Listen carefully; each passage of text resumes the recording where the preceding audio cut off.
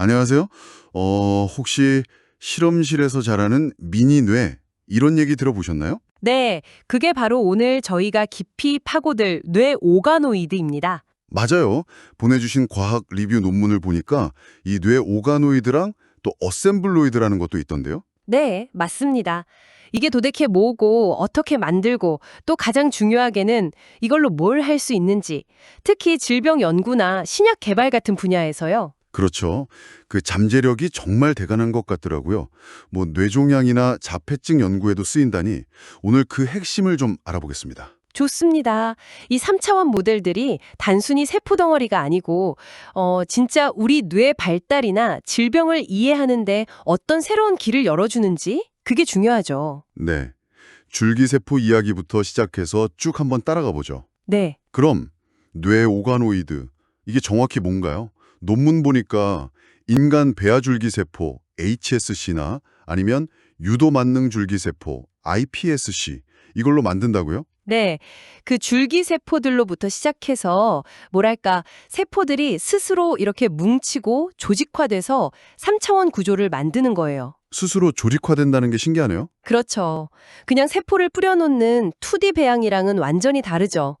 실제 우리 뇌가 만들어지는 초기 과정이랑 상당히 유사한 구조, 또 세포 종류를 갖게 됩니다. 아, 특정 뇌 영역, 뭐 전뇌나 소뇌 이런 식으로 만들 수도 있다고요? 네, 유도해서 만들 수 있습니다. 그래서 중요한 건 이게 그냥 세포 수준이 아니라 어떤 조직 구조나 발달 경로까지 모방한다는 점이에요. 그렇군요.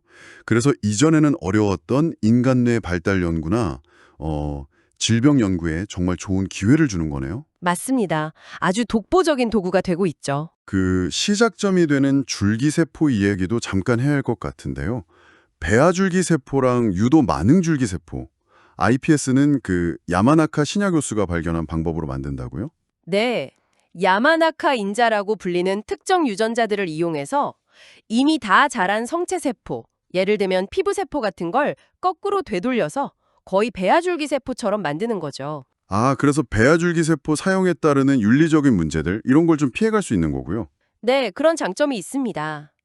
이 두 종류 줄기세포 모두 만능성이라고 해서 우리 몸의 거의 모든 세포나 조직으로 변할 수 있는 능력이 있거든요. 이게 오가노이드 제작의 기본 원리입니다. 근데 여기서 더 복잡한 모델도 있다고요? 어셈블로이드, 이건 뭔가요? 아, 네. 어셈블로이드는 한 단계 더 나아간 건데요. 서로 다른 뇌 영역을 모방하는 오가노이드들을 말 그대로 조립하는 겁니다.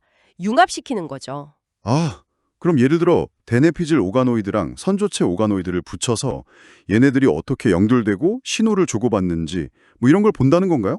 정확합니다. 뇌 영역 간의 상호작용이나 신경 회로 발달 같은 더 복잡한 현상을 연구할 수 있게 되죠. 특히 복잡한 신경 발달 장애나 정신질환 연구에 아주 유용할 수 있습니다. 정말 점점 더 실제 뇌에 가까워지는 느낌인데요. 근데 이렇게 복잡하게 만들면 뭐 영양분 공급이나 이런 건 괜찮나요? 안쪽은 좀 죽거나 하지 않나요? 아, 예리하신데요.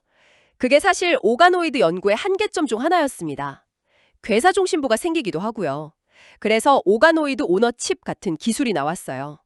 온어칩이요? 네, 미세 유체 기술을 써서 칩 위에 오가노이드를 키우는 건데요. 영양분이나 산소 공급을 더 원활하게 해주고 노폐물 제거도 돕고 그래서 오가노이드를 더 건강하게 오래 키면서 재현성도 높이려는 시도죠. 기술이 정말 계속 발전하네요. 아, 그리고 튜머로이드라는 것도 있던데요. 이건 종양 모델인가요? 네, 맞습니다. 이건 환자의 실제 종양 조직에서 세포를 떼어내서 3차원으로 배양한 거예요. 환자 맞춤형 모델이네요. 그렇죠. 원래 종양의 조직 특성이나 유전 정보, 심지어 주변 미세 환경까지 상당히 유사하게 재현할 수 있어서 예를 들어 교모세포종 같은 악성 뇌종양 연구나 어떤 항암제가 이 환자에게 잘 들을지 테스트하는 개인 맞춤형 치료 연구에 아주 유용하게 쓰이고 있습니다. 와, 정말 대단한데요? 그럼 이런 모델들 안에서 어떤 일이 벌어지는지 그 기능은 어떻게 분석하나요? 그냥 눈으로 보는 건 아닐 테고. 물론이죠. 방법이 아주 다양해졌습니다.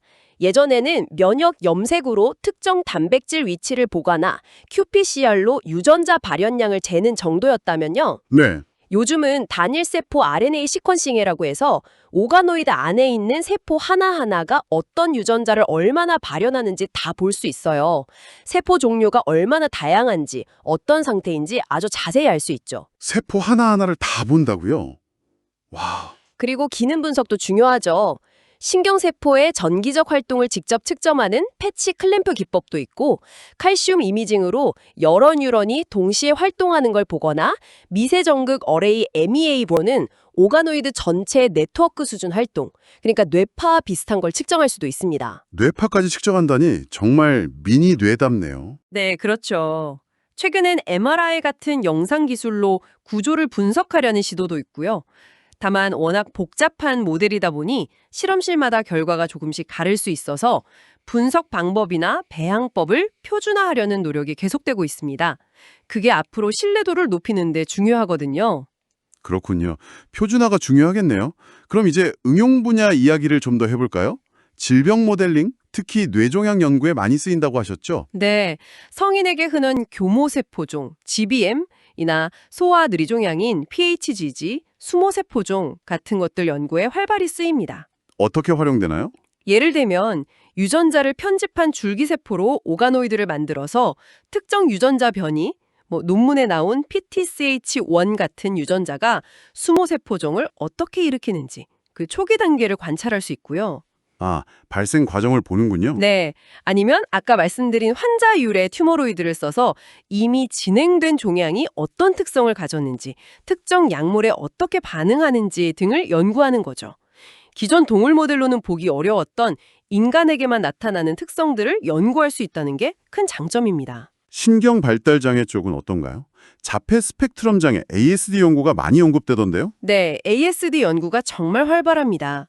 특정 유전자, 예를 들어 CNTAP2나 쉔크3, PTN, CHD8 같은 유전자에 이상이 생겼을 때 오가노이드에서 어떤 변화가 나타나는지 관찰하는 연구들이 많아요. CHD8 유전자 기능 이상이 뉴런 생성을 불균형하게 만든다는 연구 결과는 저도 인상 깊게 봤습니다. 그렇죠. 그런 식으로 특정 유전자의 역할을 밝히거나 아니면 뇌 발달 과정 자체의 문제, 예를 들어 뇌 척수액을 만드는 맥락총이 미성숙한 모델 등을 만들어서 연구하기도 합니다. 자폐 외에 다른 신경 발달 질환은요? 네, 뇌전증 모델도 많이 연구되고 있어요. 국소 피질 이형성증, FCD나 결절성 경화증, TSC 같이 특정 유전자 변이나 발달 이상으로 생기는 뇌전증 모델에서 MTO 경로 이상 같은 걸 직접 확인하기도 하고요. 그 외에 뇌성 마비나 ADHD 관련 연구에도 오가노이드가 활용되고 있습니다. 정말 다양하게 쓰이는군요.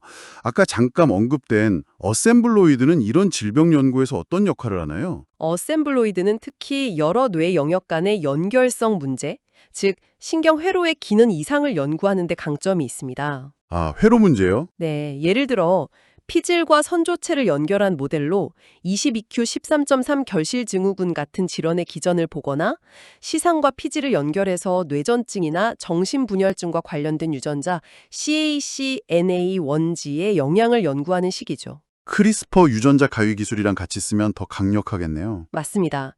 크리스퍼 기술로 신경 발달 관련 유전자들을 대규모로 편집하고 그 기능 변화를 어셈블로이드에서 확인하는 스크리닝 연구도 가능해졌고요. 최근에는 면역세포인 미세하교 세포를 포함시키거나 혈관 오가노이드랑 결합하는 등 점점 더 생체 환경에 가깝게 만들려는 시도들이 이루어지고 있습니다. 신약 개발 쪽으로 넘어가 보면 이런 모델들을 약물 스크리닝에 활용하려는 시도도 있다고요? 네, 대량 스크리닝, HTS 플랫폼을 만들려는 노력이 있습니다. 로봇 시스템을 이용해서 수많은 약물 후보들을 중내 오가노이드 모델에서 빠르게 평가한 연구도 있고요.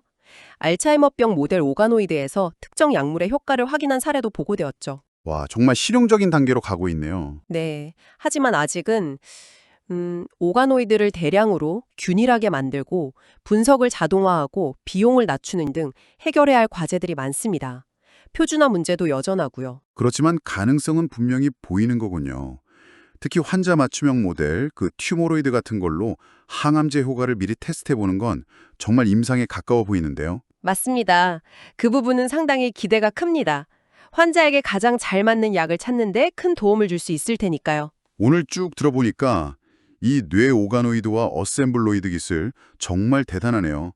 인간의 뇌, 그리고 질병에 대해 우리가 몰랐던 것들을 알려주는 강력한 도구임이 분명해 보입니다. 네, 그렇습니다. 물론 아직 풀어야 할 숙제들도 많아요.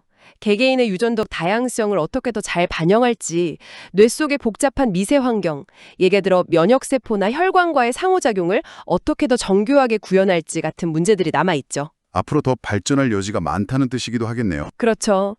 신경 면역 상호작용 연구라든지 접근하기 어려웠던 정신질환 모델링, 또 희귀 유전 대사질환 연구 같은 분야에서 앞으로 이 기술이 보여줄 가능성은 정말 무궁무진하다고 생각합니다. 네, 오늘 정말 흥미로운 이야기 잘 들었습니다.